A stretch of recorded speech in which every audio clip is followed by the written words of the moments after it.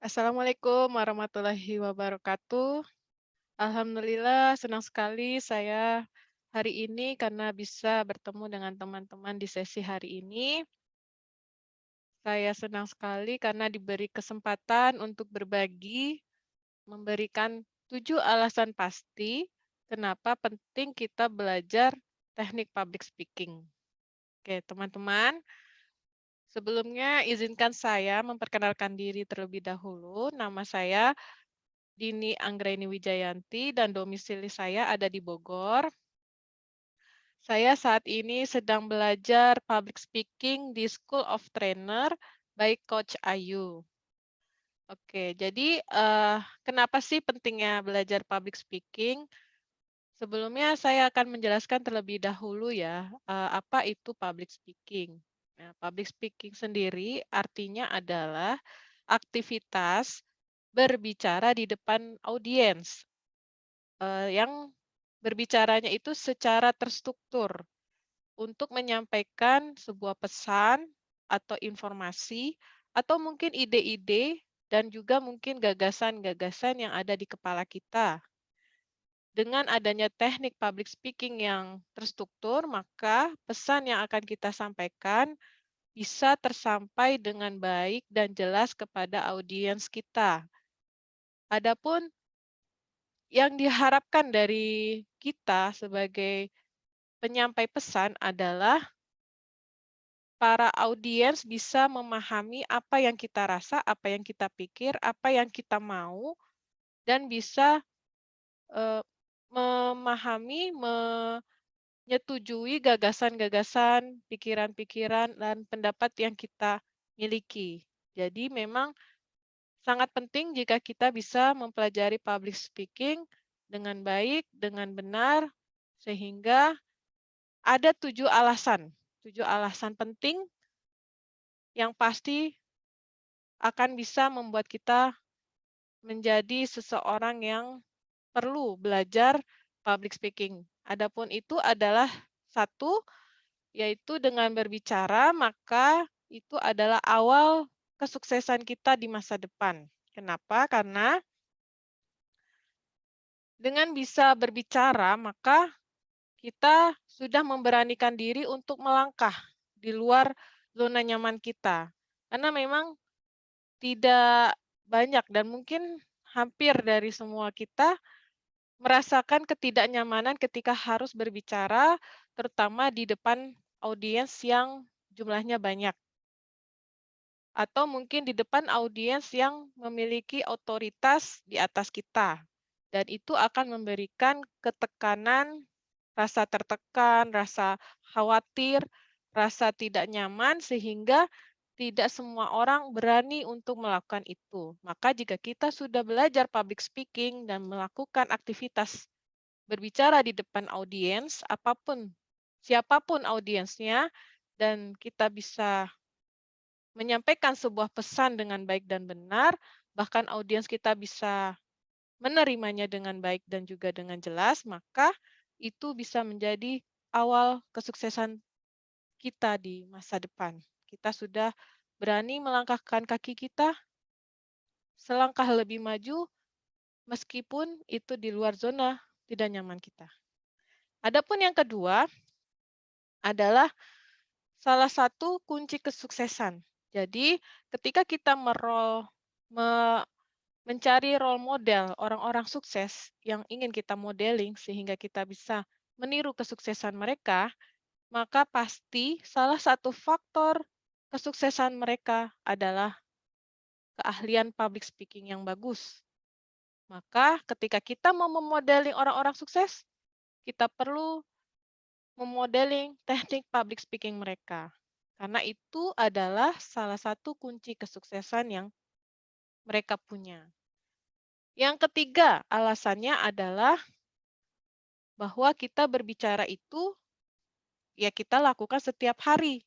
Apapun peran yang kita punya, mulai dari peran kita sebagai anak, sebagai orang tua, sebagai pasangan, sebagai anak sekalipun, sebagai warga, sebagai pe pegawai, sebagai aparat kerja, entah itu kepada atasan, kepada rekan kerja, kepada rekan bisnis sekalipun, ataupun investor, maka kita sebagai makhluk sosial, sebagai manusia, kita perlu berbicara, berkomunikasi. Maka jika kita bisa mempelajari teknik berkomunikasi yang efektif, kita akan meminimalisir konflik yang potensi terjadi di kehidupan kita, dan tentunya kita akan bisa hidup dengan nyaman dan juga damai. Karena ketika kita berkomunikasi dengan efektif, tidak ada konflik, bahkan orang akan senang berbicara dengan kita. Orang akan merasa bahagia ketika berbicara dengan kita yang bisa berkomunikasi dengan efektif dengan mereka. Alasan yang berikut, yang keempat, adalah tuntutan pekerjaan atau tuntutan jabatan atau mungkin tuntutan kedudukan. Tadi ya saya sebutkan mungkin ketika kita bekerja, kita harus berbicara, berkomunikasi dengan rekan kerja, dengan atasan, atau mungkin yang pengusaha harus berkomunikasi banyak dengan para investor, dengan rekan bisnis, maka sangat diperlukan teknik-teknik public speaking yang bisa membantu kita berkomunikasi secara efektif dengan rekan-rekan kerja kita, dengan investor kita, dengan atasan kita, sehingga kita bisa menghadapi tantangan-tantangan atau tuntutan-tuntutan yang kita dapat dari jabatan atau dari kedudukan kita. Sehingga ketika kita bisa melewati tantangan tersebut dengan baik, maka kita bisa merasa tenang, tidak galau, tidak khawatir, dan mungkin bisa mendukung kelancaran tugas kita. Selanjutnya, nomor 5, yaitu kita bisa terkenal dengan memiliki public speaking yang bagus. Kenapa? Karena tadi ketika kita bisa berbicara di depan umum dengan baik, dengan jelas, dengan teknik public speaking yang bagus, maka nama kita akan dibicarakan oleh orang banyak, akan viral, tapi viralnya dalam hal yang positif.